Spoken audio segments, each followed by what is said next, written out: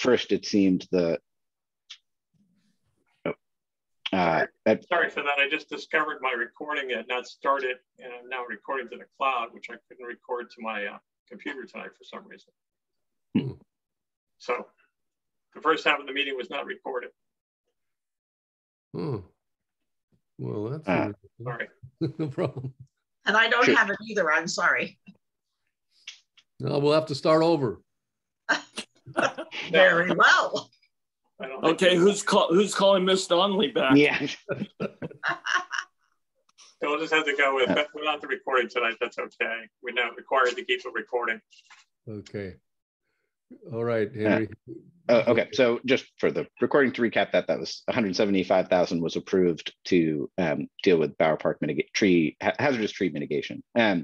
So they're trying to close this $3.3 million deficit, and the report, the suggestions for where to cut included basically closing all the museums for a year to save $550,000, and to cut the request from the parks, from General Services Agency for parks by $1.6 million.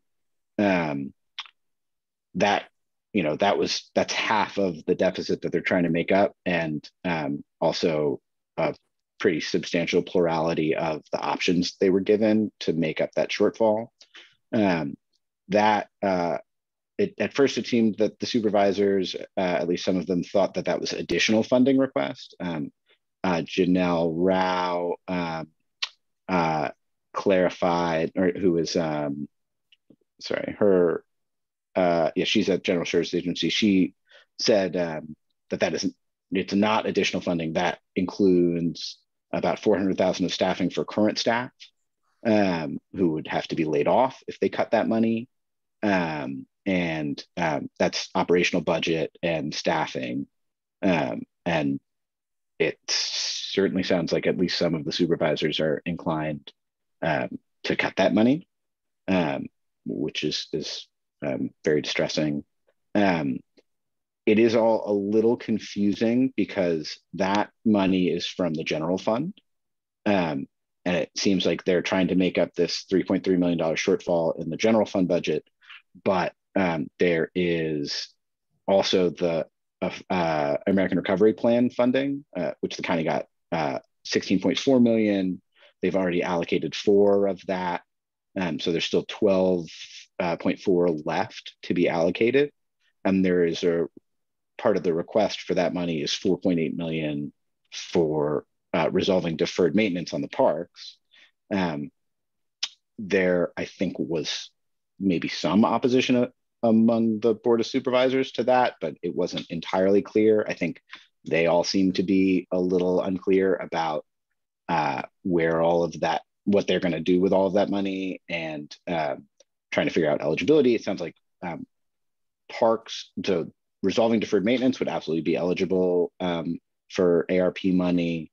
Also, staffing to pre-COVID levels among core services is also eligible. So it's at least possible that if they do cut that 1.6 from the general fund, maybe that becomes an additional request for the American Recovery Plan funding. I was not clear on the status of that. I don't think the supervisors were super clear on the status of that either, and we're requesting more information from General Services. So that's very much a fluid issue right now. They have a meeting June 7th and 8th to workshop those things. I plan to attend as much of that as I can for at least the relevant portions. They had a long discussion of parks. It's probably an hour or more as part of the supervisors meeting. I believe at least 3 of the supervisors seem to be very engaged on this issue. I know the District 3 Supervisor Hashik seems a little more reluctant on it, I think in large part because that's the only district that does not have a county-owned park. It sounds like, and I've I have like a long list of sort of essentially the minutes of this part of the meeting that I'm still trying to clean up, that I was hoping to get sent out prior to this meeting, but it was just too much. So I'm going to send out a more detailed thing so people have it in writing. I don't know how much detail it makes sense for me to get into here. I can keep going on a few more things, or we can defer that. I'm not sure what the standard would be here. However you prefer. Maybe Kevin wants to ad lib. Yeah, I think so. Sounds like Kevin has a whole separate line of inquiry to discuss. So maybe I'll just wrap up this part and then turn it over to Kevin. But basically, it does seem that there are three who are very interested in the parks getting funded. Ted Williams is of the opinion that, Supervisor Williams is of the opinion that South Coast pays in money and gets very little aside from potholes, and that we deserve to have the park maintained. And Supervisor Mcrpd is on the parks ad hoc and is just kind of appalled at the level of deferred maintenance going back to like the 80s, and thinks that parks are essential to having a community, and that it's worth us funding that in a serious way. And then Supervisor Mulhern,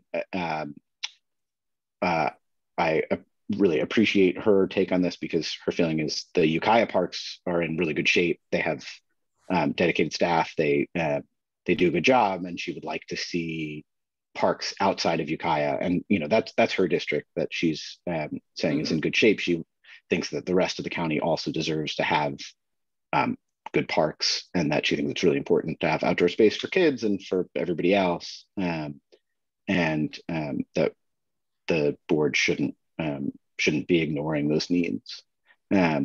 So that's three of the five, but it's all a question of priorities in the face of this deficit.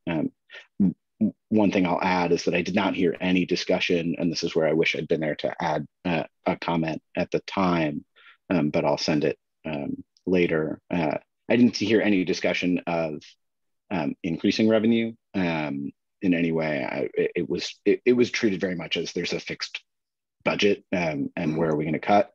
I don't know enough about how that side of things work, but I would like to find out from them. So I think that's more or less my update on that.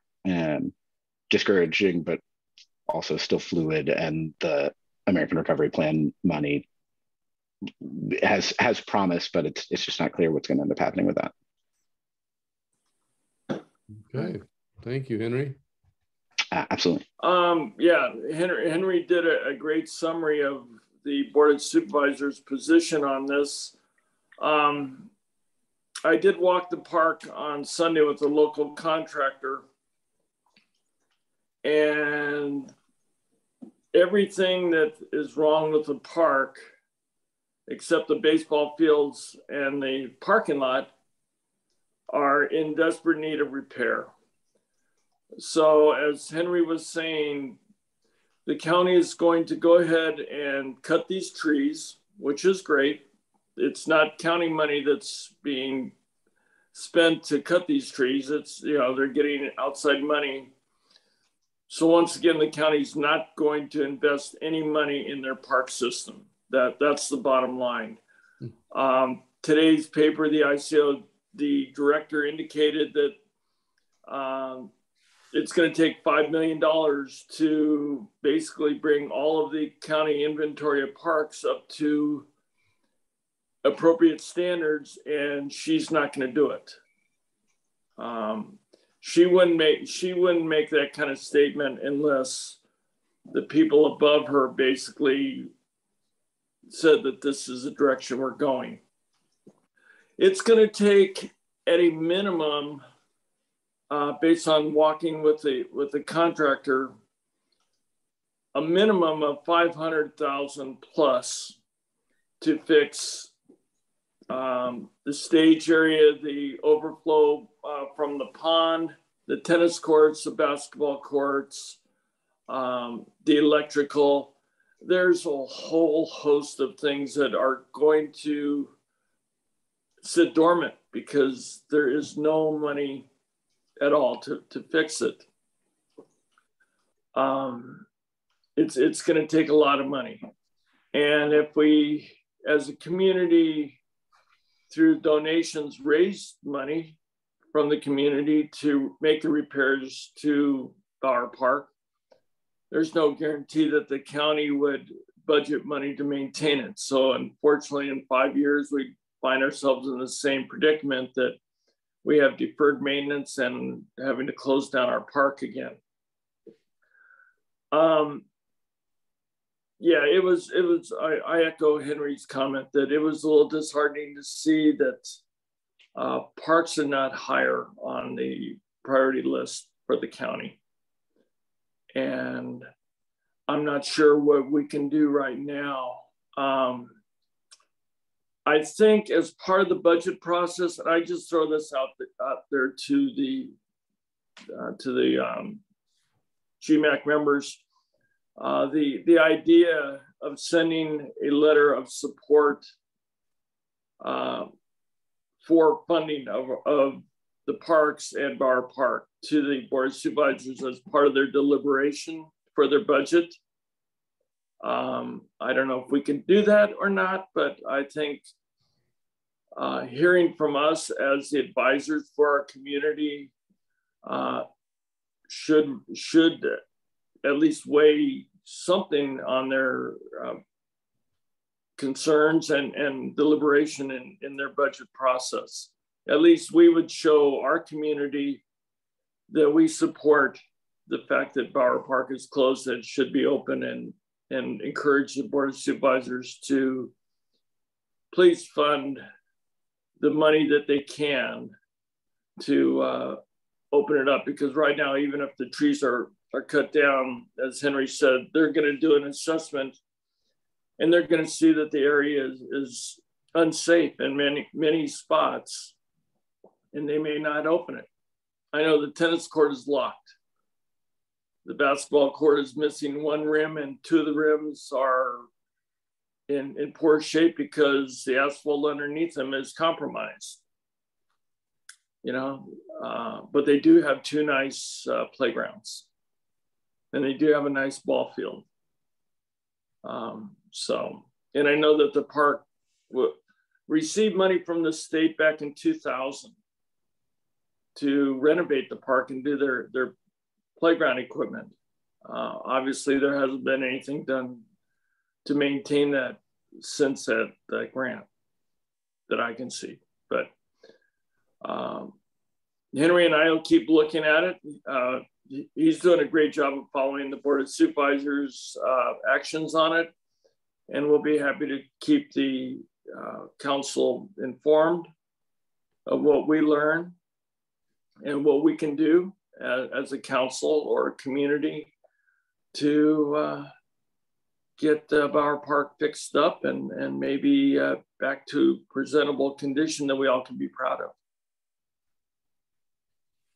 All right, Kevin, thank you. Also, with regards to the question or the statement you made about writing a letter to, well, let's say the Board of Supervisors, we as the Municipal Advisory Council, we're able to write letters to any agency out there that we please, any governmental agency, and certainly the Board of Supervisors who puts us into these positions, the local supervisor.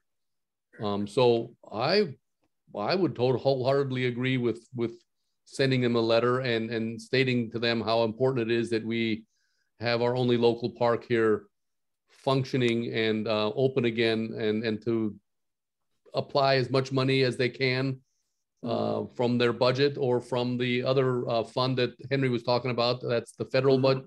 Yeah. Oh, I think we should all sign on to that. My feeling. Yeah. I want to thank Kevin and Henry for looking into this issue, which I do think is an important community issue, having viable parks. It's a part of, civilized society, as far as I'm concerned. Mm-hmm. What I'm wondering about, though, is it seems to me that, the county budget is going to be very hard to get any money out of. I mean, it's like squeezing blood out of a rock. We're not in good shape financially, and we haven't been for a number of years. So if that's the case, let's look elsewhere. And I think where we need to look is to the state. Somehow get some grant money again from the state to not only repair the park, but to maintain it for X number of years afterwards. Mm-hmm. Now, to this point, Jim Wood, Assemblymember Jim Wood, is going to be in town on the 24th of this month for a town hall, although it's kind of a limited town hall for Redwood Coast Democrat members. Mm-hmm. But I certainly can bring this issue up to him. There's also Senator McGuire. Mm-hmm. So if we're going to write a letter, which I think we should do, I think we should address it to our state reps and the county. Mm-hmm. Get them all so that all these people are aware of how important we feel this issue is. The state has a hell of a lot more money than the county. Mm-hmm. And so I think it's kind of a fool's errand to try to get this money out of the county at this point. There's so much other stuff going on that they don't have money for either. Mm-hmm. That's just how I feel we should approach this. Okay. Forget about the county. Let's go to the state where there's some money. One point, Mary, I'm sorry. Let me throw this in, and then I'd love to hear from you. A while back, and I'm going to plead having a senior moment, but I think back in November, or actually long before that, I think March of last year, the county applied for a state grant for $500,000 to repair the county parks, but most of it, I think 300,000 was earmarked for Bower Park. And I contacted the staff person who was kind of overseeing the grant request to the state. And in November, he reported back to me that the county did not get the grant from the state. And the reason being is that I forget the dollar amount, but he said that there were 3 times the amount of requests for money than they had basically allocated to support parks. So they really couldn't issue these grant programs because they just had so many applications. That's, I think, what we're going to fall into, looking to the state for money, because everybody's going to be grabbing at that same pot of gold.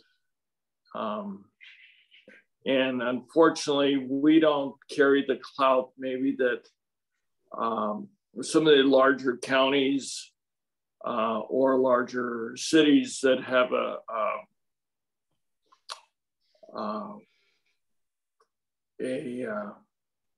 population that is in need of this kind of funding.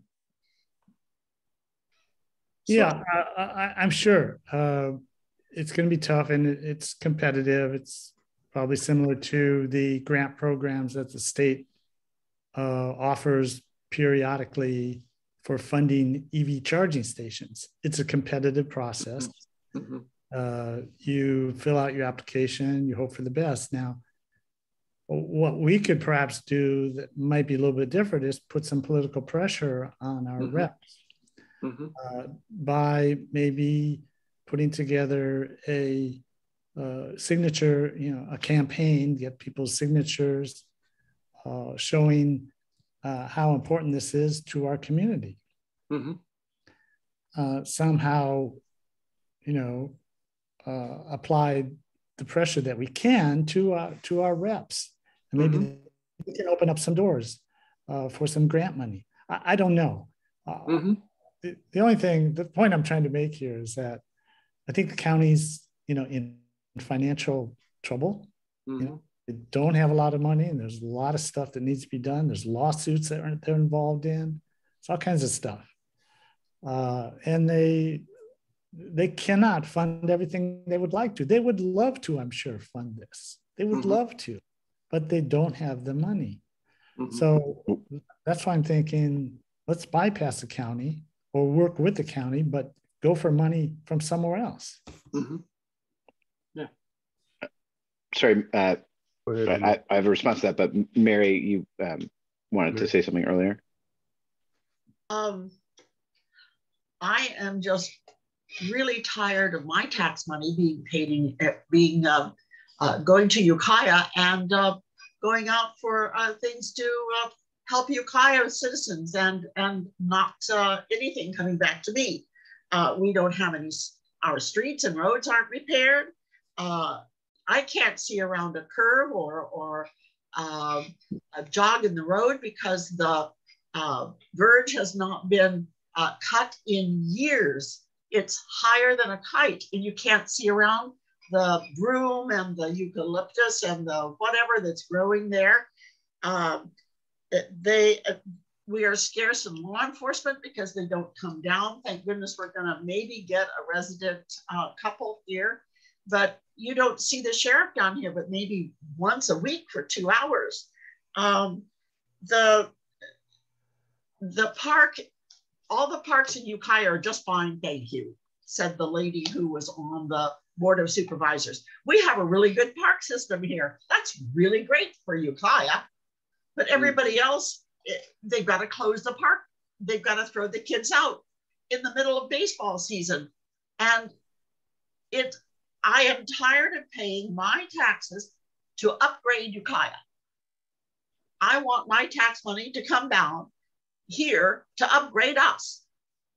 And I know I sound like an old witch on her broom when I say all of this, but by golly gee whiz, I've paid into the coffers and I get nothing in return. And yeah, we get potholes, all right. They grow and they grow and they grow. We have uneven roads and they continue to become even more uneven. And you go to Ukiah and by golly gee whiz, it just looks great. Thank you. I've said my piece. I'm really upset. I love Bauer Park and I can't walk there. I can't exercise there. My grandchildren, if they had children, they couldn't play there. And our kids need some place to do baseball and softball. And there's no place now to do it except the Dust Bowl. And that's private and it looks great, thank you. So where the heck is my county? Fixing Ukiah. I agree with everything you just said. But I will say there are two supervisors, definitely Supervisor Williams is of the position that the tax money flows in and the coast doesn't get any, South Coast doesn't get anything back. Supervisor Mulhern was very much saying, yes, our parks are great. Everyone else's parks should be great too. So I was pleased to hear her saying that, given that her district is there. I do have one response.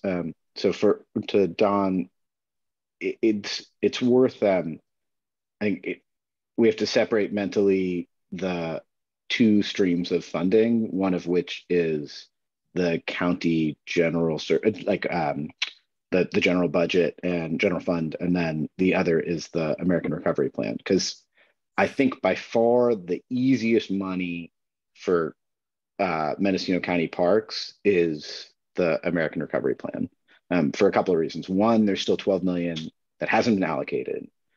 All of those projects, all of that money has to be allocated by the end of 2024, and all of the projects have to be completed by the end of 2026.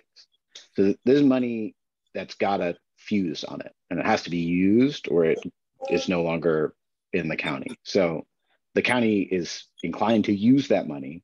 There are a ton of different things that would like to. There are restrictions on how that money can be used. 10 million of it is under a particular restriction and the rest of it a different one. But parks are eligible for any of that money. To some extent, staffing is eligible, though not to increase staffing. But all of the deferred maintenance stuff, that's all eligible. That's the kind of thing that money is for. And it's there. And there are 3 supervisors who do seem inclined to spend money on the parks. General Services Agency has it sounds like a detailed list of how they want to spend 4.8 million from the American Recovery Plan on parks. They said 2 million of it is, they said they've ranked it critical, high, medium, and low need. And their position is there's 2 million of critical maintenance work that has to get done that the county should do in the next 12 months, and that is in the county's best interest to put that money, spend at least 2 million in the next 12 months, and then the rest of the 4.8 over the next couple of years, 2 or 3 years. So from my reading of that supervisor's meeting, that's our easiest path to money. State funding would be great, and I don't think there's any reason not to pursue it. Although I will say I'm not sure. I think perhaps we should write 2 separate letters, one that's more focused on the state and one that's more focused on the county. I don't want to give the county an out saying, well, maybe there's going to be state money coming in, so we wait to see if that happens before we pursue the American Recovery Plan money that we already have. I want them to spend that money on parks if we can get them to do it. I think that's the easiest path. I'm not saying it's an easy one, but I think that's the one that seems like it will be easiest and quickest from my read of that supervisor's meeting. There's not a lot of community input, it sounds like, going into that. They all, I think, feel like there should be more community input on that spending, but there just isn't a process for it right now. That's both good and bad. It does mean if we can get our voice heard, we might not be competing with as many other voices as we ordinarily would be. Obviously, I think there should be community input on that money, but if we can get our voice heard, I'll take what we can get. Now, I think Kevin and Don, you both sort of touched on there's the deferred maintenance and ongoing maintenance. Ongoing maintenance is where that would have to be general fund money, and I think that's going to be really hard to get. That sounds like like that. Yeah, that just they're scrambling to cut a ton of stuff. So I think the focus should be trying to get the deferred maintenance dealt with from the ARP funding, and then for ongoing maintenance, Supervisor Hashik was talking about a special benefit assessment and whether it would make sense to have ongoing maintenance funded more locally. That sounded like something that should at least be considered. I don't know what our role is in that, whether that's something we're consulted in, whether it would be helpful for us to request that, if we even think it's a good idea. I think the county council said that there are limits to how much funding you could basically, as part of maybe county constitution, I'm not sure exactly where the restriction is, that you can fund it to the extent that local people get benefits that are only theirs. You can get local funding. A county park is going to also have spillover benefits to anybody who visits. It would not be constitutional for a special benefit assessment that would be local taxes to pay for benefits that don't go to local people. But it wouldn't be 100% of their cost recovery, but it would probably be eligible for a lion's share as far as what the county council was saying. So I think that's also something we as the advisory council should be discussing. I don't think that necessarily this is the appropriate time for it, just in the middle of a general meeting. I don't know how that works, but I think that's a discussion we should have. And then last point, I'm sorry I'm going on so long about it, but on the putting together a something to demonstrate how much people around here care. I think that maybe could be paired with, I think ultimately there's the safety maintenance work that they're just gonna hopefully feel like they have to do. As Supervisor Williams said, you can't really close a park. You can say it's closed, but you're not gonna stop people from going there. And that there's still a liability issue for the county, even if they say it's closed. But then there's also the maintenance work, there's making it safe, and then there's making it good. I think that it would be useful for the community to come together and decide what we care most about, and prioritize the different areas of the park. There are a lot of things going on, and I don't want to get nothing because we can't get everything. I would rather get as much of it as we can get, and I think the right way for that to happen would be for the community to say what's important, and I think that would also demonstrate, if we can get community involvement and input in that process, that also demonstrates that people care. Might make the supervisor's job a little easier, and might make it a little bit more likely for us to get what we can get, and would also demonstrate interest. So, may I say something? Yeah. I was going to hold my comments till later in the meeting, but I'm going to express them now. First, I want to thank Henry and Kevin for delving into this. Kevin for first bringing it to our attention, and Henry, it sounds like you spent a lot of time on this, and I really appreciate that. I think there's some really good thinking on here. Better than is one of the better discussions we've had in a long time. And I applaud you for coming up with alternatives. I think this is going to be an ongoing effort, and I think it should be an ongoing effort to the point where the chairman may want to consider appointing a parks committee or a public services committee. But here's my thoughts. Mendocino County is not a wealthy county, and I took some notes earlier. I was going to read from these. Mendocino County is not a wealthy county like Marin. Nonetheless, it has an obligation to provide basic services, including but not limited to law enforcement, roads, health services, and in this case, parks. During the past 2 years, our county has faced an extraordinary challenge as a result of the pandemic. Still, that is not an excuse to drop the ball on its other obligations. The situation with Bower Park reflects a complete and utter fall down of a basic service that is vital to the physical and mental health of our community, as well as our enjoyment of nature.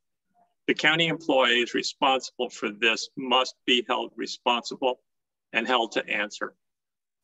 We should also express our gratitude to the Board of Supervisors for its efforts to correct this fall down, albeit too late, to help the families in our community right now. We as a community should also accept some responsibility. We're told the park is in such bad shape it could cost millions of dollars and months of time to fix our park. These problems did not occur overnight. They happened over a very, very long time. And nobody has raised this issue until the park was closed, and that was too late. I believe government is a partnership between the people and its leaders. And I know I speak for everyone on Gualala MAC when I say we would be very happy to hear from residents when they see problems developing, whether it's the parks or policing or streetscape planning or any other issue. We depend on citizens to make some noise when they see problems around us. We're all very busy. None of us really want to get involved in something else. But I want to encourage our residents to speak up when they have needs. In our government, sadly, it's often the squeaky wheel that gets the grease. So I implore our neighbors in Gualala to reach out to your supervisor, Ted Williams, or at least to my colleagues here on MAC, me and my colleagues here on GMAC, when they see an issue that requires attention. In other words, if you see something, say something. I don't want to point the finger at any one element except possibly the employees who were responsible for monitoring and providing the maintenance to the situation. Again, they must be held responsible in this situation. However, everybody needs to be involved in our community and in making it run right. So please reach out if you see something that needs attention. We can't fix everything, but if we don't know about it until somebody puts up a closed sign on the park, that's really, really too late. So those are my thoughts that I wanted to share. Yeah, as a county, we have challenges. And being a supervisor is a tough job. But we can fix these things. And the people who run the parks, if they're not saying something before it gets to this point where they shut down a park in the summer, they're not doing their jobs. That's my view. Thank you. I just have one other quick comment. Henry, I liked your idea of a possible tax assessment. And I think that makes so much sense, because then the local community that wants this park maintained will provide, in effect, the funds to maintain it on an ongoing basis. It seems to me that if we could get the ARP money to fix the park, bring it up to specs where it should be, and then use the local tax assessment to maintain it, then I think that in the long term, that makes sense. I recall, when I lived in Oakland, on my property tax bill, there was East Bay Regional Parks. We paid money on our taxes to maintain the parks, and those parks are in great shape. Mm-hmm. So, if there's no ongoing money that's targeted specifically to maintain a park, then how does it get maintained? So anyway, well, I think that idea of a local tax assessment, I think that's a great idea. I would disagree with you on that, Don, respectfully. There are special assessments for various things. Coast Life Support District, for example. But I think they should be used really sparingly. We all pay property taxes that are already paid to the county. As Ted Williams points out, don't really come back to Gualala. They tend to go to other communities. We're not getting our fair share. And I think Gualala needs to make a little bit more noise and complain about this more and more to make sure, to really do some back of the envelope math and see what percentage of the revenues that we pay in we're actually getting back in our community. We have a parks department. We have somebody responsible for those parks. Their job needs to be more than put up a closed sign when things get so bad that they're dangerous. We're already paying for this, and that money is going to other parts of the county. We shouldn't have to pay more to provide these basic services. So that's why I don't think a special assessment is really warranted at this time. I think we need to look first at where our money has gone and maybe get more of that back to our community retroactively to fix some of the things that have been neglected. Well, the advantage of a special assessment is that money can't be used for anything else. It's legally targeted to a specific function. When you depend on the county board of supervisors to allocate money, it's a political decision that has to be made periodically. So you take the politics completely out of it with a tax assessment. Yeah, I'm not sure I agree with that either. We elect these supervisors. The majority of them agree that our parks do deserve more attention. I think we've got the majority of the board of supervisors thinking about this, and it's a good time to say, hey, what about other things in Gualala? We need some help down here, and you guys have been neglecting us too long. It's time to give us a bigger share of the county budget. And I think we ought to fight for our tax dollars. That's political action right there. It is political action, yes, and it needs to come as a groundswell. And this is a good issue to rally around. It may not be a life and death issue, but it's a very important issue. And I think this, combined with other issues, could help the supervisors in their budgeting process say, well, you know, let's look at what proportion of the budget is going to these different communities around the county. We can't have big communities just outweigh us on, you know, making more noise. We need to get more our share of the budget, and we're not getting it. You know, one other one I hear a lot is from we're a tourism-based economy now. You know, we basically depend on people to come from outside the county. Mm-hmm. But if you go to the Visit Mendocino site, it's kind of a joke. You have to go about 3 pages deep to even find mention of Gualala, and then the information last time I looked at it was so inaccurate that it was useless. It listed one motel and gave the wrong name for it. We need, that money should be coming back to us. Visit Mendocino starts at Gualala on the southwest corner of the county. Mm-hmm. And we should be making more noise about this. You know, this is work done on streetscape. We're getting a lot of attention on streetscape. We can't really form policy, but we can influence policy. We've gotten a lot of citizens involved in this effort. And right up to Caltrans, a $24 billion state agency, they know about Gualala now. We'll talk about that in a few minutes, but you know, the park should be the same thing. When they have a parks meeting in the county and we're talking about the budget, they should say, well, what are we doing for Gualala? And we should make sure they do.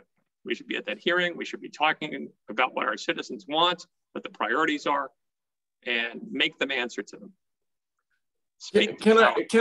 Can I share something else on this as well, since we're talking about tax dollars?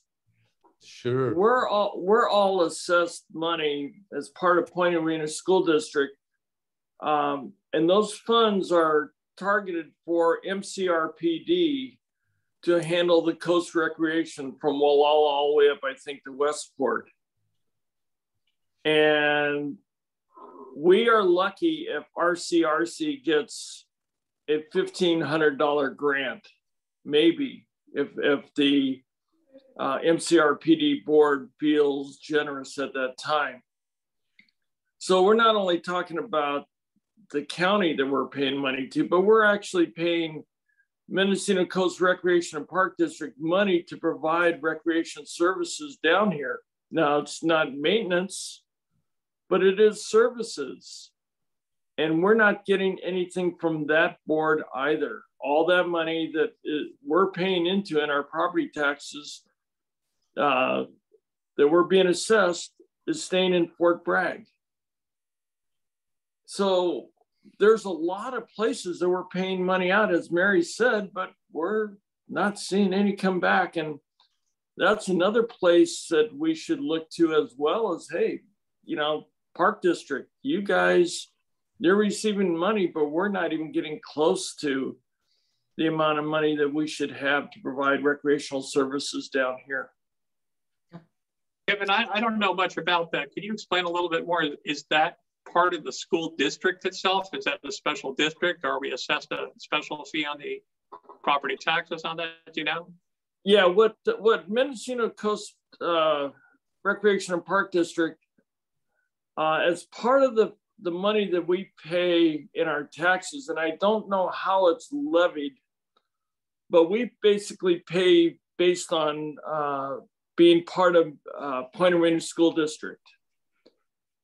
Mendocino Coast Mcrpd basically gets money from the Fort Bragg School District, the Manchester School District, all the school districts within their sphere of influence from Westport down to Gualala.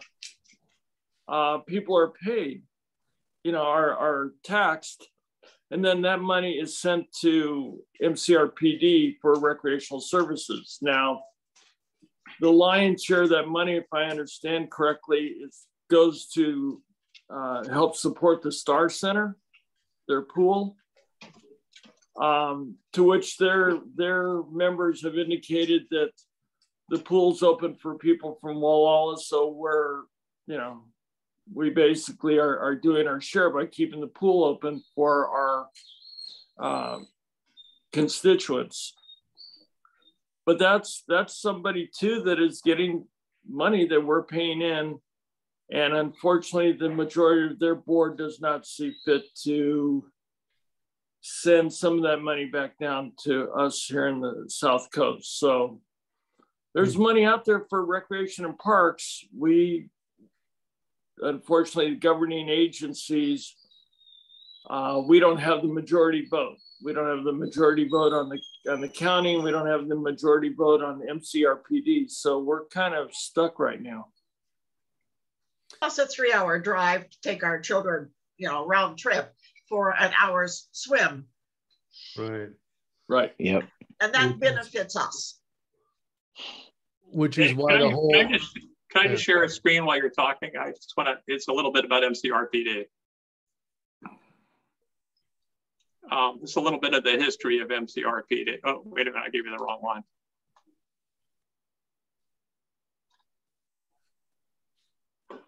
Sorry. Let me share that again. Screen 2, there we go. So here's the history of Mcrpd. It was formed with the original boundaries, 20 square miles around Fort Bragg, but to skip to it, it also includes everything up from the South Coast to Westport, as Kevin said. And let me just show you their activities page. Now let's look at the facilities.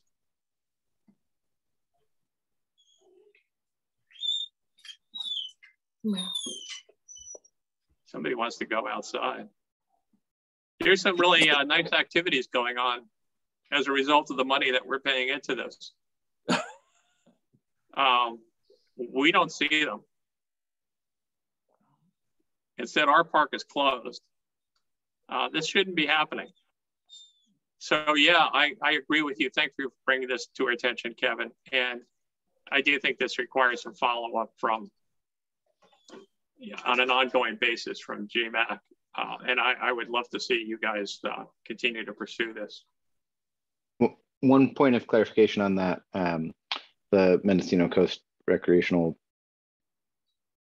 County Park. Yeah, MCRPD. Yeah, whatever. That one, yes. So that came up in the supervisors meeting as well, because Supervisor Mcrpd asked Supervisor, I'm gonna not get that name right, Judy, about that Parks District. So it was created by the voters, and the funding is a very small portion of the property tax. That, unfortunately, I don't think there's any avenue for that funding stream to hit Bower Park because Bower Park is county owned. So I think that funding, that's all upstream from the recreational district. So I think that's more associated with RCRC, and I agree that we're not getting the appropriate level of funding from that funding stream. And to the extent that they have an activity down here, they do a child swim lesson for 1 week, and it's at the Sea Ranch pool. Okay, I'm going to have to step away for a moment. Fair enough. So anyway, I don't think that can help us with Bower, but it is a separate conversation that I think is also totally worth having and obviously related. But I don't think there's a path for that to help Bower. Well, thank you. I appreciate that. If I could make a suggestion, we could probably talk about this for all night. I'd like to see Kevin and Henry continue on with their research on this and give us some actions, or perhaps write a letter in the meantime, but continue their research and give us some actions that we can take at our next meeting, if that's appropriate. Yeah, and go ahead. Kind of like a committee then, huh? I think maybe form an ad hoc committee.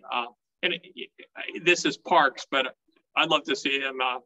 An ad hoc committee is formed for a limited time to address a specific type of activity.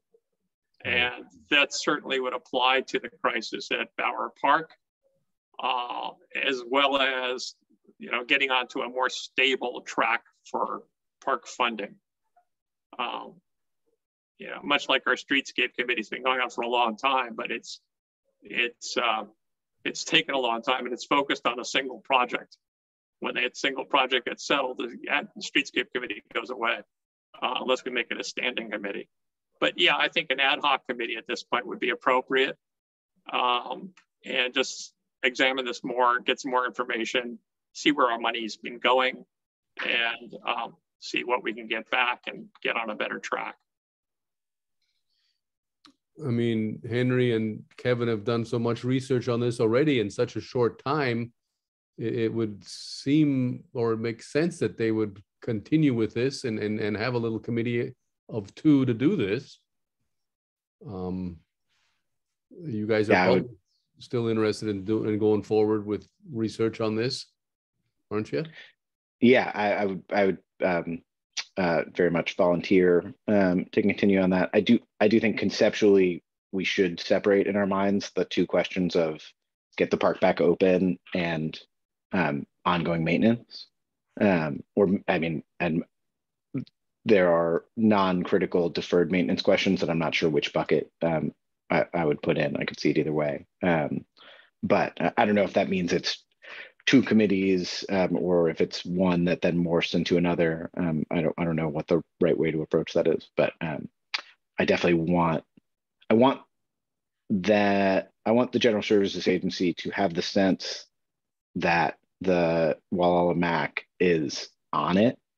And so I would love to, I can write whatever as, a private citizen, but I would love to write something representing the council saying we want updates. We want you to tell us what is happening. And if there's a holdup, we want you to tell us what that is so that we can then circle back to the supervisors as well as the local, as local representation. I don't want it to get lost. And I think that if they just have a sense that somebody is watching, I think that helps at least a little. I think that would be very appropriate. I'd support that committee's work. And Henry, because my experience and Robert's experience with Streetscape Committee, we could give you some ideas of what the committee can do on its own versus what needs to come to the council, and how to build communications with the citizens as well, and gather information and get them involved and have them show up at meetings and speak for themselves, but also give you ammunition that you can use and holding the county's feet to the fire and making sure that we're getting our fair share of parks funding and recreation funding for that matter. Mm-hmm. So and now funding, that Kevin's come back, you can tell him what happened. Yeah. Well, as you can probably imagine, I was highly encouraged by two animals to quickly go outside. That's the proper priority. So I'm back, and they're happy. Okay. Well, I got the feeling that there would be a motion to write two letters. I didn't know. I was just inquiring as to whether there might be a motion to write two letters to the county and a board of supervisors and to the state, but I didn't know. There was talk. While you were out, we were talking about forming an ad hoc committee with you and Henry to pursue this in greater detail. Right. Oh, that'd be great. I totally support them being a two-person ad hoc committee, and to do like, Don and I have tried to do or are getting really behind on this water ad hoc committee. We've really been working harder at that this last month.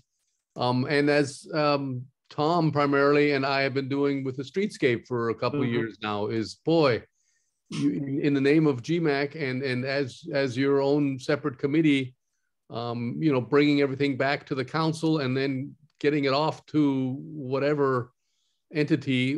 We would totally support that. I think every one of us on the council. And then as you get the community more behind you and reach out to a lot of the families with the kid, you're going to get a bunch of support on this.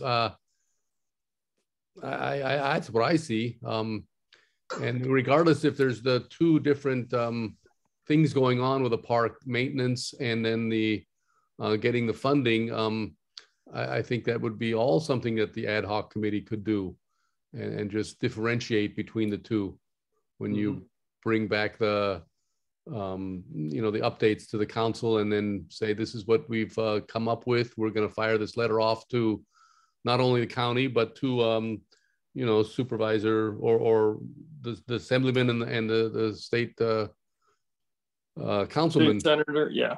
Yeah, state senator. Like Don was referring to, boy, get them all involved.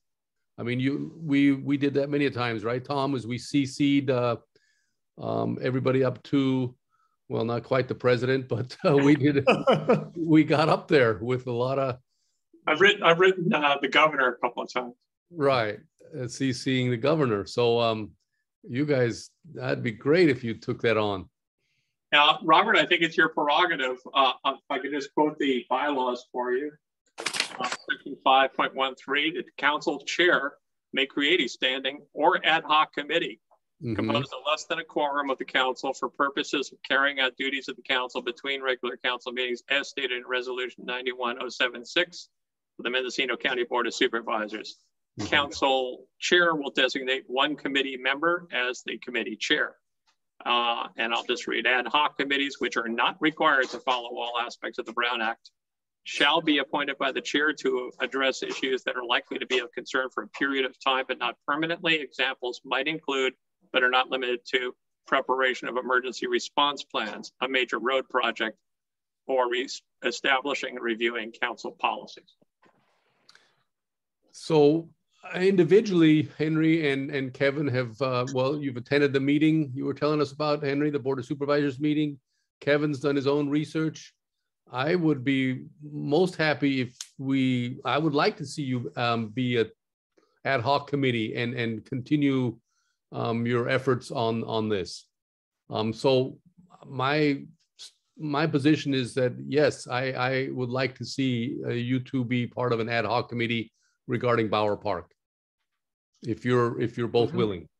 Sure. Absolutely. And combine your efforts and reach out to whoever you have to as an ad hoc committee and do your work on the side of and in between our official council meetings. Great. Robert and then if we have a chair of our ad hoc committee, you don't necessarily have to either. That's Robert's prerogative. If he wants to appoint one of you chair, or you could be co-chairs, or you could just ignore that issue and call yourself members of the committee. So that's up to Robert. Yeah, be co-chairs okay. If you want. If you both want to tackle it when you have the time, you could be co-chairs. And that could develop over time that maybe one becomes the sole chair or whatever. But I think what you're going to find that with Henry and I, that we're both passionate about this so much that we're both putting in a lion's share of work in trying to do research. And I think that why muddy the waters with the titles of chairs? I think Henry and I are just members of the ad hoc committee, and we can move forward with that. Yeah, unless we think it adds extra weight when we communicate to have like co-chair instead of member. I can't imagine anybody's even going to notice that. But if from y'all's experience communicating with government agencies, if you think that matters, then we can be co-chairs. If not, it doesn't matter. Take it from me, it does matter. It does matter, Mary. The president writes a letter as opposed to a member of a club or a member of a group. When the president speaks or a co-chair speaks or a chair speaks, people listen more. It just, Let me hear what Tom says. Mary, I agree, but when Tom and I get together all the time on streetscape matters, Tom, I think, always signs off as chair of the streetscape committee. Don't you, Tom? I sign off as vice chair of GMAC and member of the committee. Okay. And you sign off as chair of the GMAC and member of the committee. In this case, you guys don't have those vice chairs and chairs titles already. I think co-chair is a good idea. Yeah, okay. Yeah, it shows equal power and it shows a leadership position instead of just saying member, because then they say how many members are there, blah, blah, blah. Mm-hmm. I agree. Co-chairs of the Bower Park Ad Hoc Committee. What you have to give yourself some kind of a committee name, right? Well, first, do we get a raise? You get double what you get now. Excellent. That'll do. And overtime. You're both very passionate about it, and I love that. So that's great. You gotta have passion about this stuff, and you guys got it on the Bower Park thing. So give yourselves a raise. I agree. Well, I think we'll be happy Bower Park Ad Hoc Committee seems reasonable enough. Okay. And we'll If you want to say parks in general, you can go in case something else comes up besides Bower, like if you have some involvement with RCRC, or if another park idea comes up. I don't know. Gualala Parks Ad Hoc. I would agree with Henry and Tom and call it a Gualala Park Ad Hoc Committee, because there may be other opportunities. We mentioned already the Dust Bowl, RCRC. So there's some things out here that we probably can reach out to. I'd like to see a cycling class. Yeah. It's a more general term. I agree. Gualala Parks Ad Hoc Committee. Okay. Okay. Great. Good, you guys. Thanks for tackling this. Can we print our business cards now? Yeah. And then if we can run some things by Tom and Robert, if we can run things by you or ask questions, or since you have more experience dealing with similar agencies, that would be very much appreciated. Absolutely. I'm very novice on it. You can also have other members of the council sit in on your meetings up to until you reach a quorum. If you have a quorum, you have to have a special meeting of your group and announce it publicly and follow the Brown Act rules. But, so basically we can have 3, but not 4. Correct. You can just have, say Don wants to go 1 week and I want to go another week. That's fine. But if we both go, one of us, we can both go, but we can't participate. Right. Great. Okay. So anything more on the park maintenance and this matter here under old business? No, it sounds like we can write whatever letters we need to representing the ad hoc committee, and don't need a motion to write letters of inquiry and encouragement, right? Correct. If you want to have more authority of the full council, you can bring it to us at our next meeting. But if there's stuff you need to do between meetings, go for it. Yeah, and we'll put you under the council matters, not on old business anymore. You will be an official Gualala Parks Ad Hoc Committee. Okay. Just noting that for Mary too on the agenda and for ourselves. Very definitely. Very definitely. Okay. The other old business item, should we go on to that? Yeah. Or community service district. Last month I think you mentioned that you were going to contact the GCSD and see if they wanted to tell us more about their expansion plans. Did you do that? Then, yeah, I did talk to the district manager, Chris Troyan, and since then I didn't talk any further to him. The recent ICO article came out about the GCSD. Did you all read that? Yeah. I wanted to maybe refer you to that. And he said he would run by a draft letter that he would like the council to consider. And I haven't received that yet from the district manager. So I'll keep you all apprised when I get that and see if we can all approve a letter then that they want to send out, that this isn't going to affect planning in town at all. It's just their way of getting further along with potential expansion down the road once they have completed improvements in the existing 2 zones of the of the 4-zone sewer district, okay? So I'll continue to communicate with the district manager of the sewer district of the GCSD and wait to receive that draft letter and maybe make some edits to it and run it by you all. Great. So that's all I have on the GCSD plans at this moment. And then, you know, I should get a copy of that recent ICO article just to refer to, but I'll do that here between now and the next meeting. We're on to 7B then. GCAP. Where that article is, because I don't recall seeing it, Robert. Yeah, I will. And I need to reference it and put it into the minutes book. I'll see where I have that newspaper article, and it might be at home. So I'll find it and I'll copy it for y'all in case you didn't read it. Thank you. Okay. And sorry, one last thing on parks before we move on to 7B. Yeah. I do have this long readout that I'm trying to finish up of the relevant portions of that supervisors meeting that I wanted to send to all of you. Is there anything particular I should do to, like, I don't know, in terms of like official communications, or should I just send you all the Google Doc that I put together with my like rough readout of it? That's your read. That may get into a Brown Act issue. Send it to me and I can send it out. Right. Okay. If you develop something that's a report to the council, technically that needs to be shared with the public as well.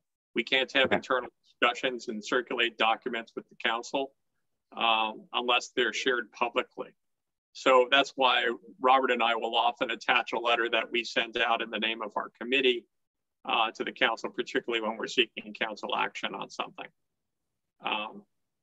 We're not just completely independent that way. And you guys haven't, neither of you have had the Brown Act training. And I know they just offered us for the county council office and we missed it. Mary, could you inquire with the county council's office about Brown Act training for these two fine fellows? Yes, I will do just that. That's where I remember hearing all that. Kevin probably had it through grand jury, didn't you, Kevin? I actually had it through 20 years of municipal government and forgot about that. And yeah, and 2 years on the grand jury. So yeah, Christian Curtis and I are well familiar with Brown Act. Uh-huh.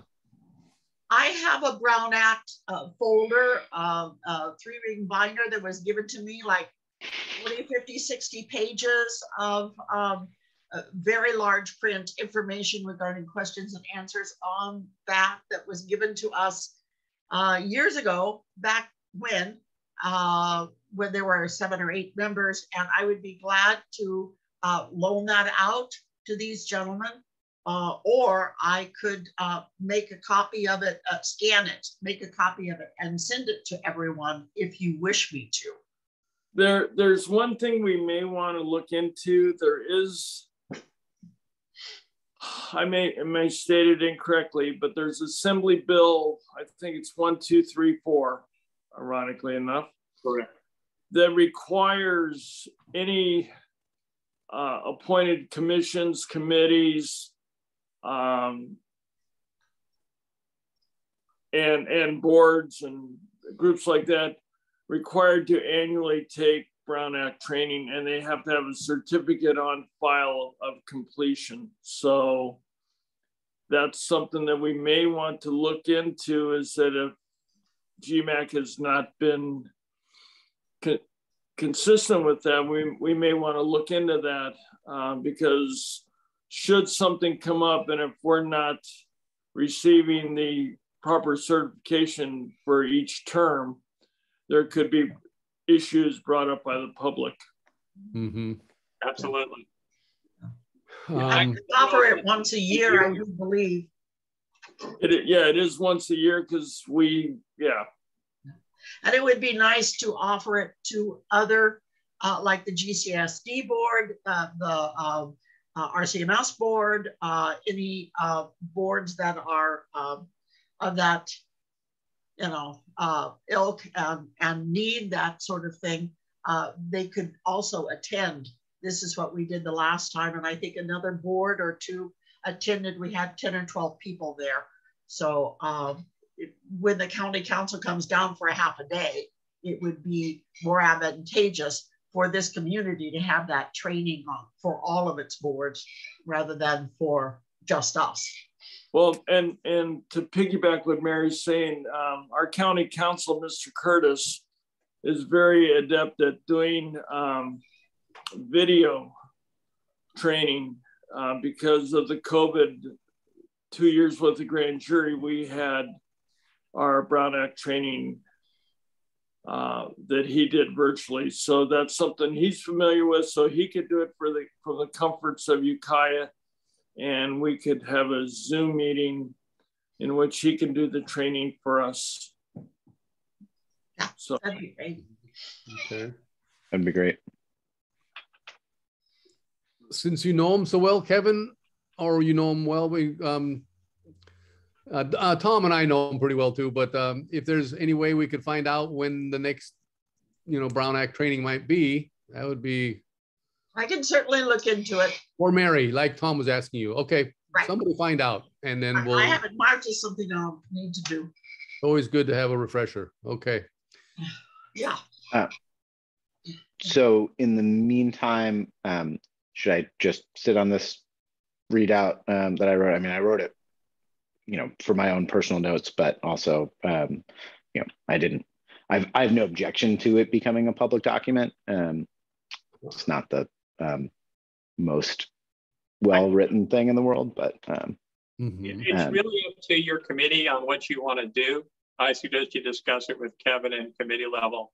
In situations like that, Robert and I will discuss things like that and say, well, what are we going to do? And sometimes I say, well, let's do a PowerPoint presentation for the council and the community. And that's why you get those nauseatingly long discussions of streetscape sometimes.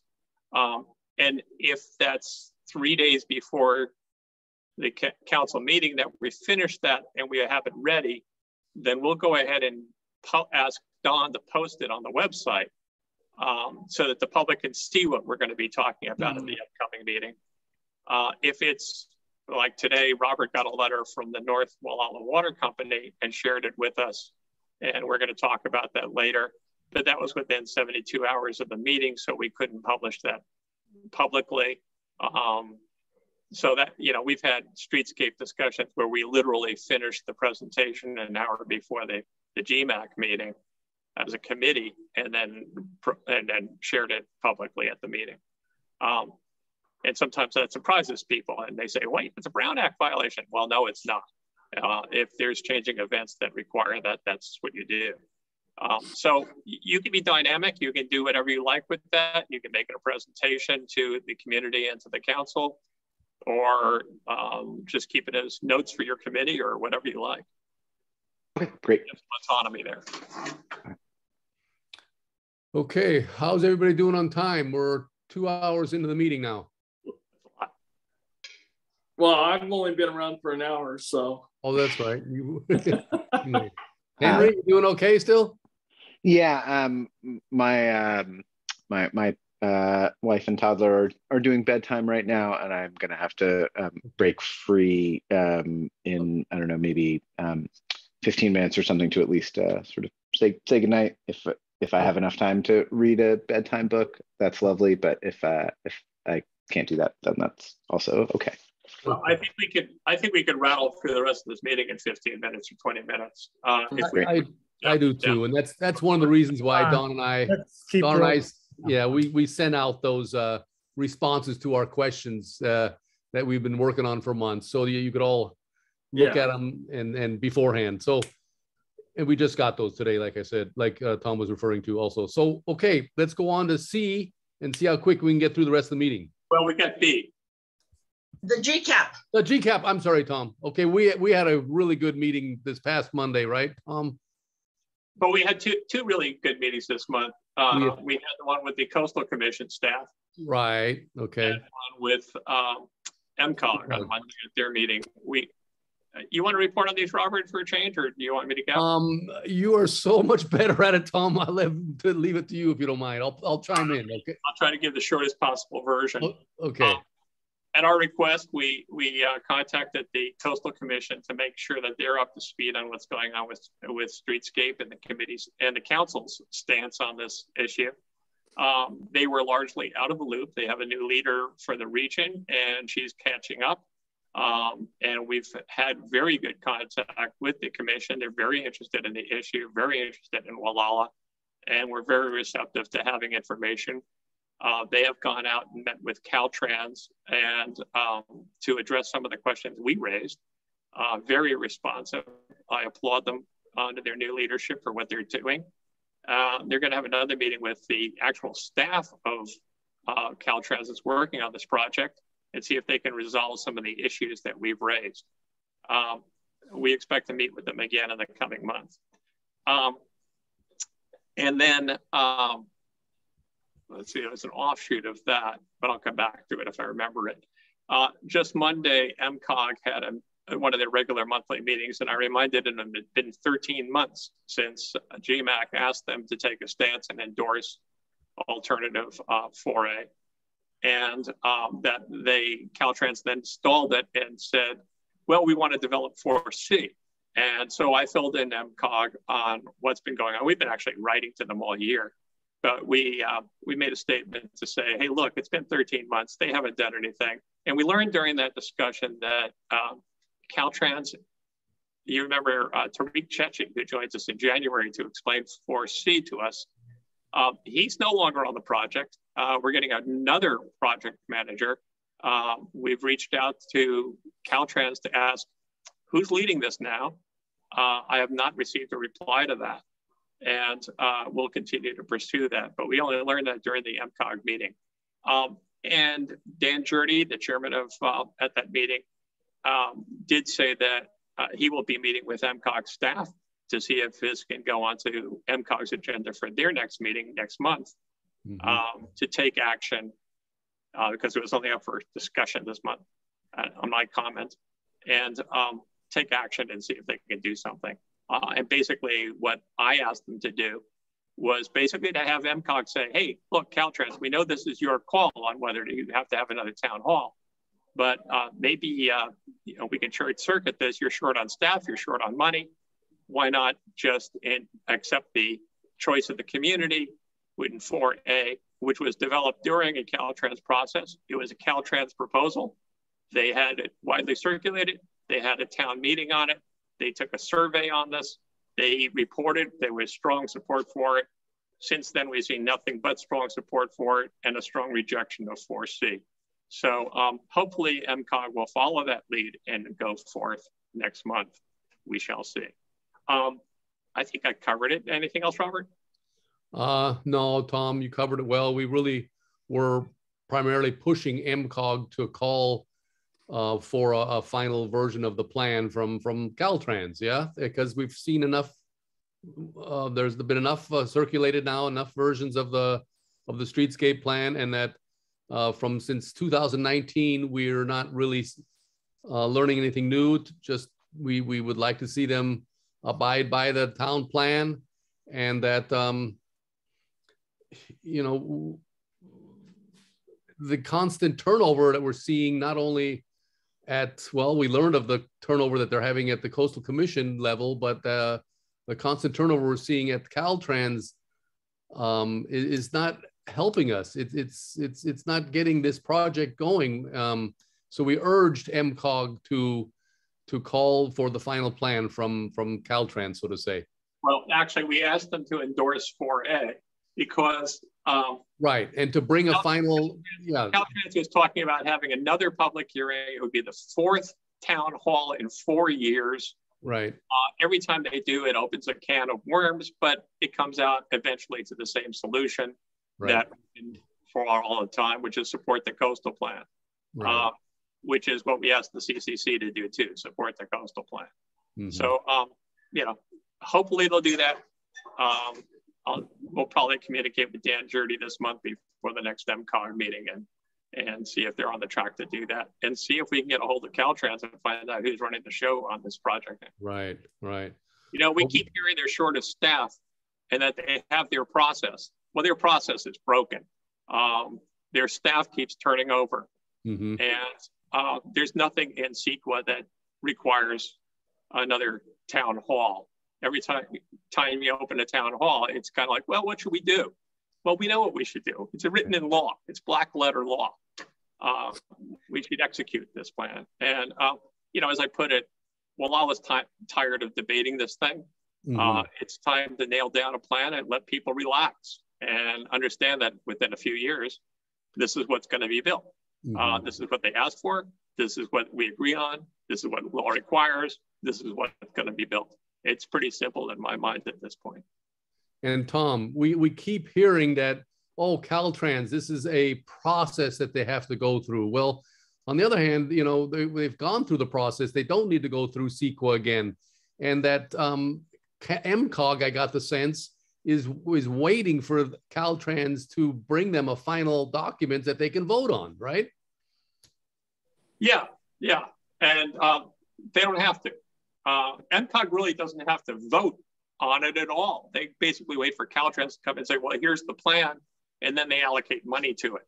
But what we're asking MCOG to do is, on the voice of Mendocino County, to say, well, hey, enough of this. You're short-staffed, you're short on money. You know, we got a solution to this. The community is anxious to get a decision on this. So why don't you just adopt it? Okay, maybe it's not a final plan they have to approve on, but they bring us a final plan that we can approve, I think, is what they were saying. Yeah, basically to tell them they don't need another town hall. That just basically start working with 4A and get it done. So, like you said, we're hoping that we can meet up with the next project manager at Caltrans level here pretty soon, and then keep the Coastal Commission apprised. So keep the council apprised. Okay. Robert, I have something to add to this. It's kind of on topic, but off topic. I had a chance to speak with Mr. Bowen from Upper Crust Pizza. And he was quick to share that should GMAC ever go back to having in-person meetings, that he'd be happy to host one on his patio, and he said he'd provide the pizza. Okay. Which reminds me, we are overdue for a meeting with both Mr. Bowen and David Bauer to do a little walk around and see if we can resolve their lingering issues over this. They seem to be kind of diametrically opposed on whether the highway should move east or west. Right. Where it is. So I think there are solutions there, and hopefully we can explore them with them. Both of these men have known for a long time that this project's coming and have alternate parking options. Right. So, you know, we can't please all the people all the time, as Mr. Lincoln pointed out, but we can listen to the community and hear what their concerns are and see if we have some suggestions for resolving those within the current framework. Which also reminds me, Kevin, that you bring up Bowen at the Upper Crust Pizzeria. There was supposed to be a, I don't know how it was called, but on a certain, I think it was Mother's Day or some major President's holiday. Day weekend, I think. Which one? I think it was President's Day. Okay. They were going to do a time lapse. They were going to time lapse photo. I could be wrong.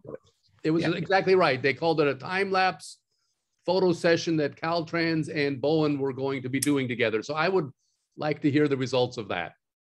Okay. And so that just really reminded me on that too. So we can look into that. All right, Tom, you and I, we'll see if there's any results on that. Sure. Okay. Should we segue right into number 7C then? Tom, Housing and Economic Development Committee? I have nothing to report this month. Okay. Then we'll go on to 7D, electric vehicle charging station. If anything, Don?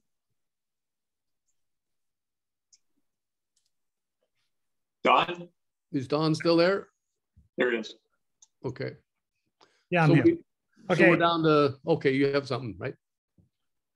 Yeah, there's just something I'll show you here. I've got no particular new news for us all, but I just wanted to let you know that I'm sort of keeping up with what the U.S. Department of Transportation is doing in this area with all that funding that they now have, $7.5 billion for EV charging infrastructure. Let me share a screen here.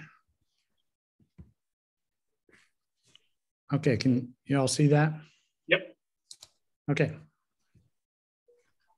So this is a memorandum from the U.S. Department of Transportation. What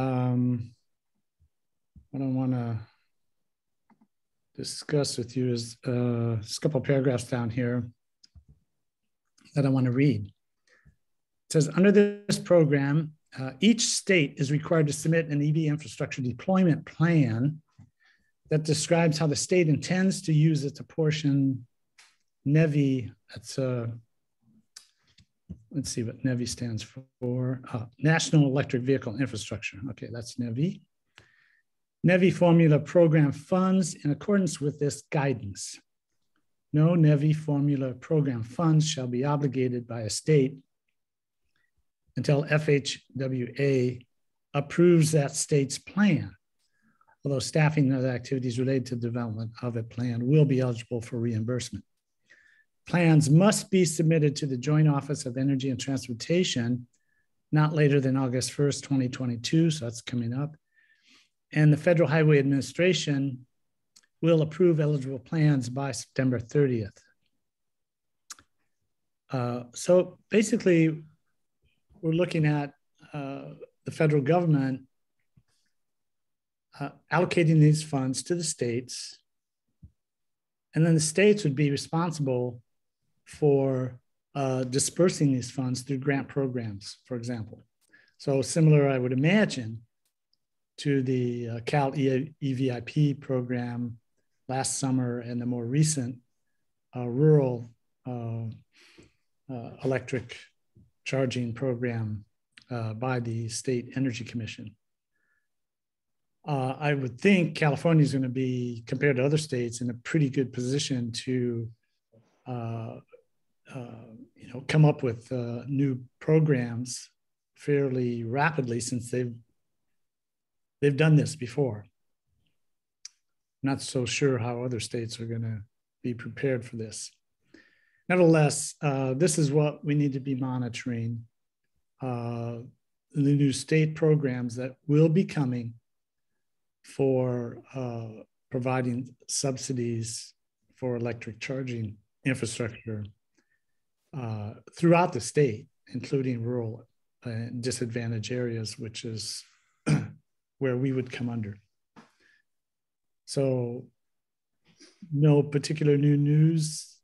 I just wanted to let you know that's basically where we're at in terms of waiting for some additional grant programs to come that we could apply for, take advantage of. And Janet Orth, MCOG, is aware of this as well, and certainly is willing to work with us also to get something going here in Gualala. Good. Okay. If I could just ask a clarifying question. The letter seemed to indicate the state needs to submit a plan. Can we make sure that we talk to whoever it is through Janet Orth or others? I mentioned Janet's on top of this, but make sure that Gualala is mentioned in our request for funding for Mendocino County? Well, I'm not sure that that's the approach we would need to do. The way I read it is that the federal government allocates a certain amount to each state. The state comes up with a plan to disperse the money. That's the part, the plan. Can we get into that plan? Well, can we? I don't know. I don't know what input we could have. With Janet and ask her, how do we get into that plan? How do we get Gualala listed in the state's plan for allocating that money?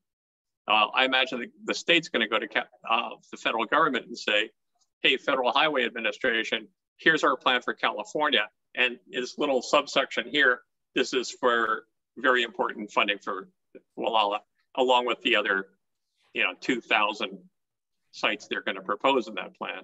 We don't want them all to be in LA and big cities. And just like the parks situation, we get ignored. Okay. The way the money is going to be allocated, it will be in two tranches.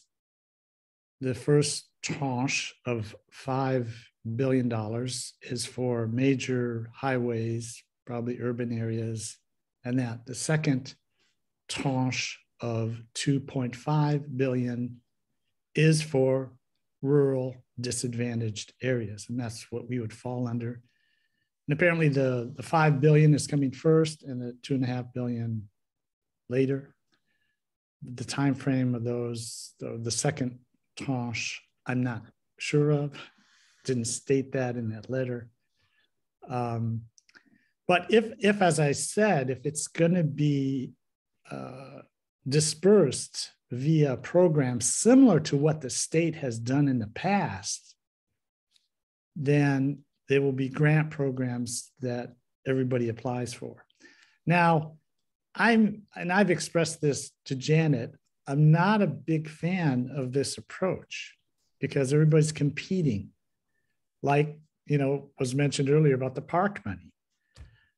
Everybody competes and you just get chosen based on how well an application you made, how well it was filled out.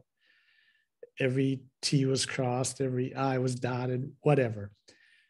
Personally, I would like to see the state and county, if the county gets a certain share of this money, actually target specific areas that are really in need.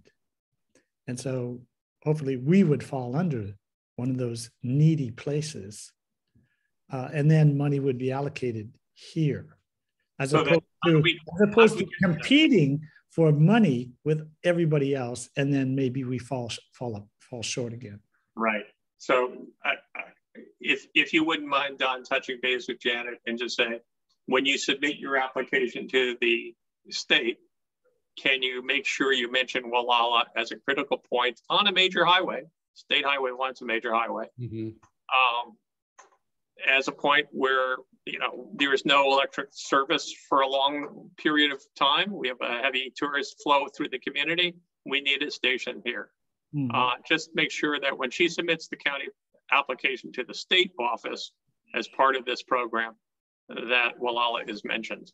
Okay, I'm pretty sure that MCOG's not going to be submitting any application. I'm pretty sure they are. Who else would? They weren't involved in the past too. Well, so entities have to apply, okay. We are an entity. A business or a public entity of some sort. MCOG is not really that. And Janet explained that to me already. MCOG's a private company, basically, that leads the transportation development efforts in Mendocino County under contract with the county. And they write reports. And they wrote a comprehensive report a couple years ago on zero emission, transportation in Mendocino County and what was required. And Gualala was mentioned as a recommended location for an EV charger at that point. That was a couple of years ago. Yeah, that's what they did on this issue. Well, the thing about applying for grant money is it has to be applied. This is the way it's worked in the past up to now, at least to the extent that I'm familiar with it. It has to be applied for by an entity that's going to run the operation. MCOG doesn't do that. County does, and they speak for the county. Okay, the county, if the county did it, they would have to have, where would the county place something here in Gualala? There is no land. When the county did it the first time, you guys, Elk was part of it, right, Don? And that was through that was state parks. That was through state parks, but somehow MCOG was involved on that, were they not? MCOG helped with that grant application. Helped, yeah. Well, yeah. In the letter you showed, I didn't see anything about a grant application. What happened before is not necessarily a predictor of what's happening now and in the future. What I saw was a plan for the federal government to give out this money and for a call for the state to put in its application or put in its plan to the federal government so that the federal government can give it money to fulfill its plan. If we're not in the plan at that point, we may not get the money down the road. I think it's important, you know, if you wouldn't mind, please contacting Janet and saying, look, if the state's submitting a plan, whose input is going into that plan? Can we get into that? Or contact our state senator or our state assemblyman and contact them and say, we want in on this. When the state submits this plan, we want our name listed in here. Because when the money comes back from the federal government, it's going to come back quickly. Maybe that money can come here.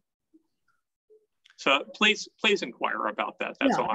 I can inquire with Janet whether you know, there's a possibility of any input to this process of developing the plan that the state is going to then submit to the federal government for approval. That's exactly what I'm asking. Thank you. I think I could do that. Yeah. Great. And yeah, that's all I have to report. Okay. Thanks, Don.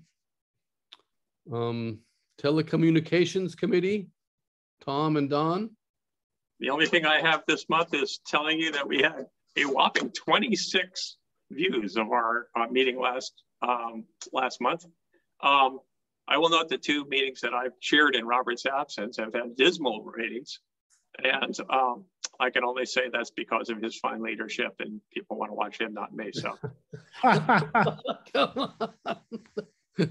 I think it just dropped off because there was less on the agenda. Well, less controversial on the agenda, maybe. That probably had something to do with it too. Speaking of Robert, you notice how Robert's image is much improved, and his sound quality is better too. He's got a new laptop. It is much better.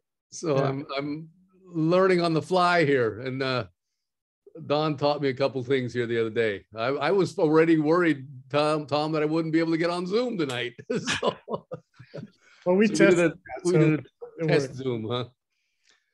So, all right. Well, congratulations on the new laptop, Robert. You're beautiful as usual. Well, gee, thanks, you guys.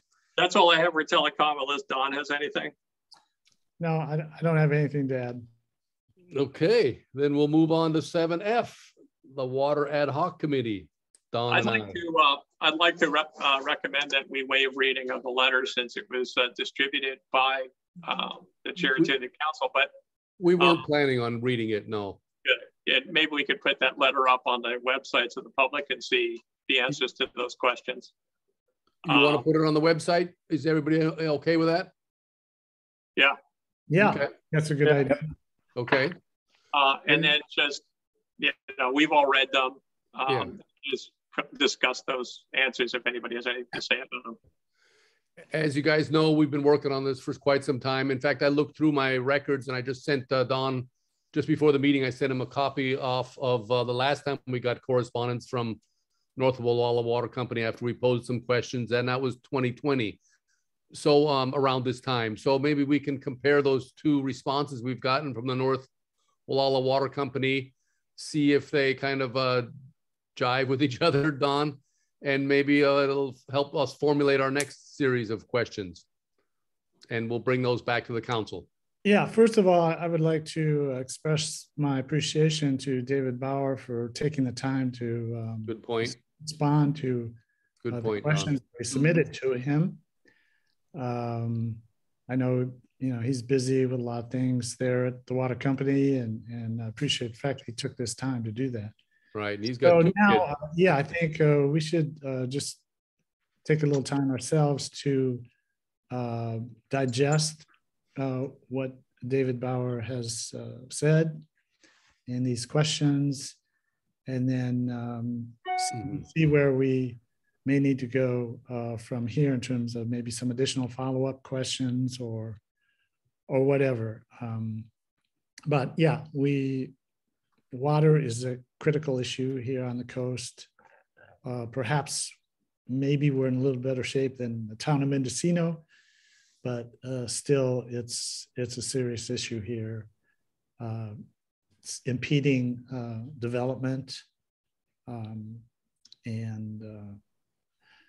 you know, a number of other issues. I mean, without water, there's really not much of an option to do much at all. So yeah, I think we're going to continue looking in this issue, and as I say, I appreciate the cooperation from David Bauer on this. Okay. All righty. Thanks, Don. On to 8, permit review assignments, if any. This is where we added, I think, the Morrison Gulch THP. And so that's going to need some review. Who would like to volunteer to look this THP over? Anybody? It's not going to be like a site visit. It's just going to be primarily getting onto the CAL FIRE website. Mary has good experience with that, and looking at the documents on this. And that's a research project in and of itself. I will send what I received this morning in the mail regarding this THP. And I will post it to you, and then you can go from there with it. That would be helpful, yeah. Does it have any kind of a response date on there or anything like that? A response date is, it says earliest close of comment is 5/9. Wow. So that's what, another 4 days?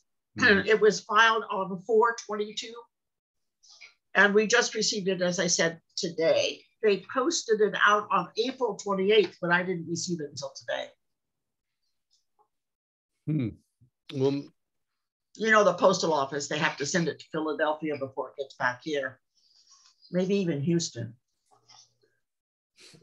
Maybe I should ask if we can all take a look at this. I know it's up in an area there going towards Iverson Road. I used to know all the gulches names along the way, but it's in an area where the Ratcliffes, if anybody knows that name, have lots of acreage, and like 1,300, 1,400 acres from the 30s and 40s. There were 3 brothers that came to this area.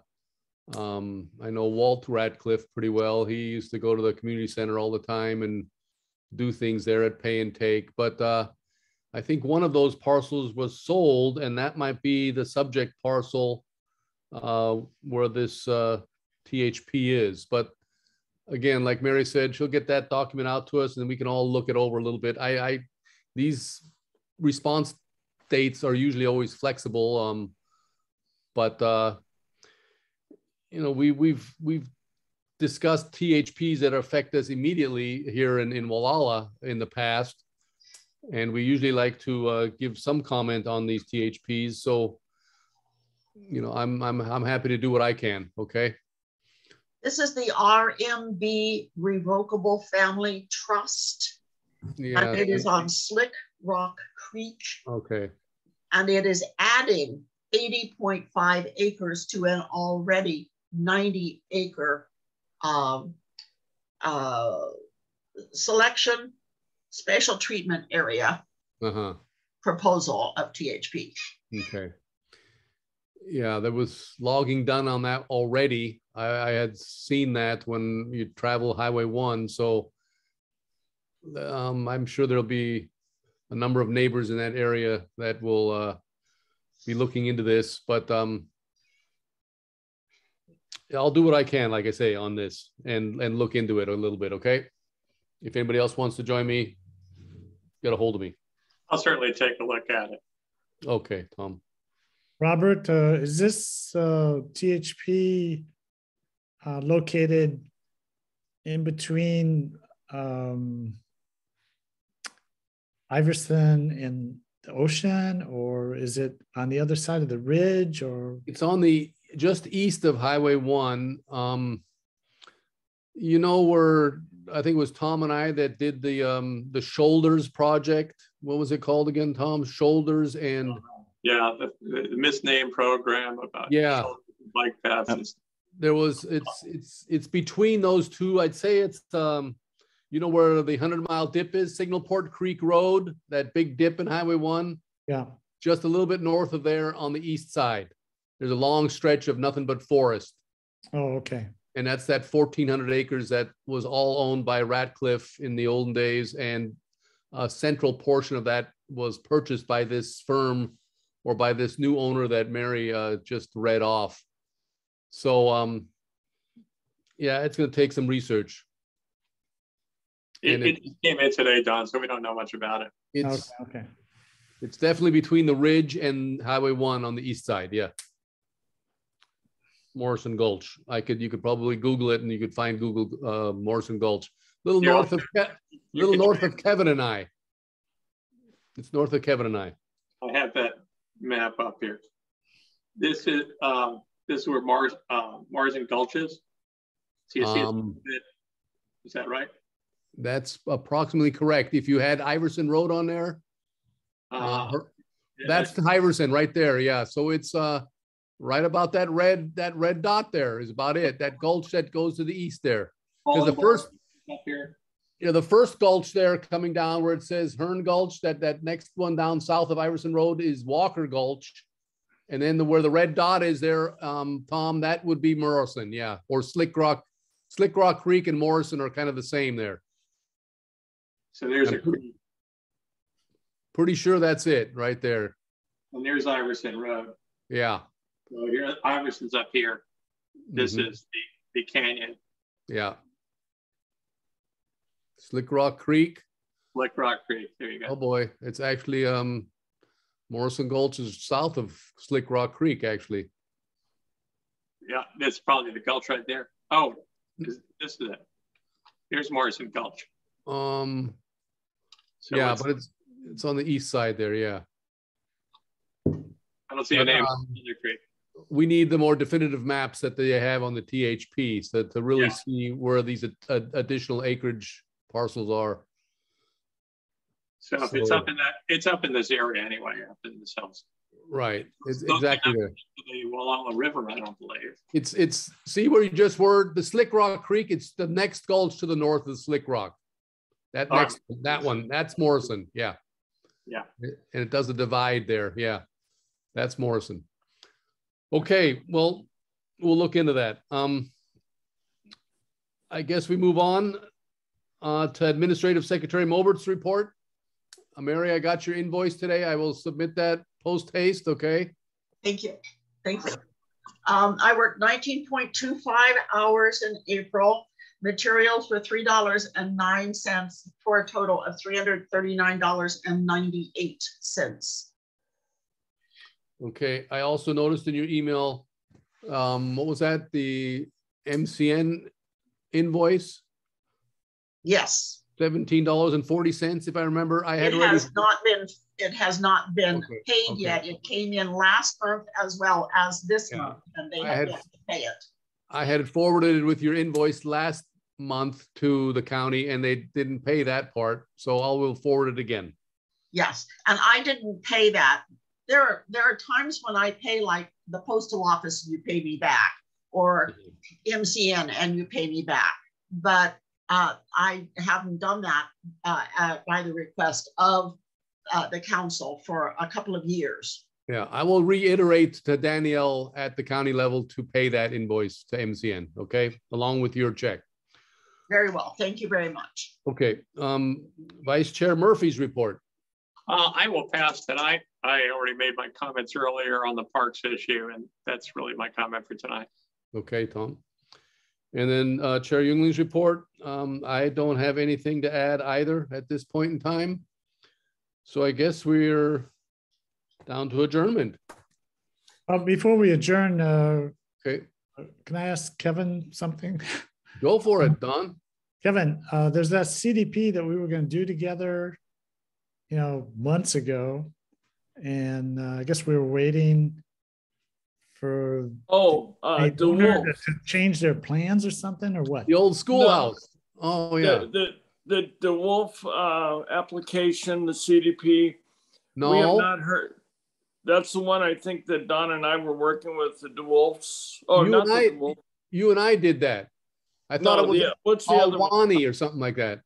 DeWolf was heard in January and February. Right. I just went through that looking for Anderson, and they are done. No, you're right, Don. It's a different name, and I forgot her name. But Kevin, yes, wasn't it they were the ones that were doing the property adjustment, and then they had issues with their septic alignment. Right. So they had to go back and redesign it. And she wasn't sure if she was going to be able to have it done. Don and I have been kind of communicating with them, and she said that she would get back to us as soon as she had some concrete plans. Okay, so we haven't heard back from her then. No, not. I'm anticipating now that she'll probably come back for a June review. But Don, I'll keep you posted on that. Yeah. Okay. That was one where the old white schoolhouse is, Kevin, right? That's what I'm thinking. I don't know because Don and I really haven't walked it yet because she said it wasn't ready till she had the final design. And so we were waiting for that final design before Don and I walked it. Okay. I just happen to know that that's right by that old white schoolhouse just north of. Is that the property? I remember looking at that property. It's right next to the schoolhouse. Right. When it was for sale. Yeah. Oh. Is this the same property? Those two properties, yes. There's a running history on those two.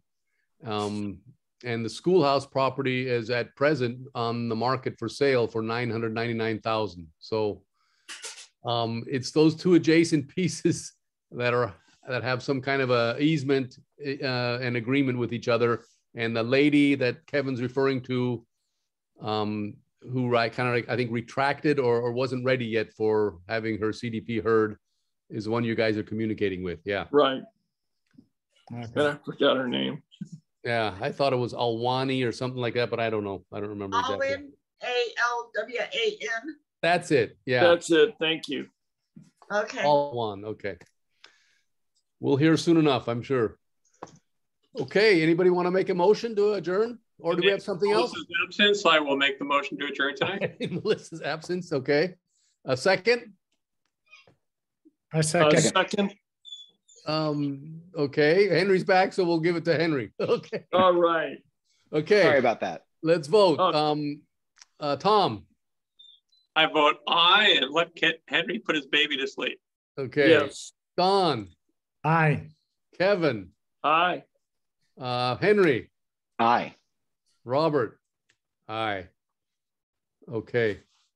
Thank you, guys. Thank you, Good everybody. night, guys. Thank you, Mary. Thank you, everybody. Good. Thank you. Okay. Have a wonderful Thanks, everybody. months, you guys. Oh, Yeah. by the way, thank you very much for your work. by Yeah. the way, happy Cinco de Mayo. Okay, what's left of it? Yes, Oh, that's right. right. Olay. Yeah. Okay, you Bye, guys. guys. Sayonara. Bye-bye. Aye. See you later. Bye. Bye.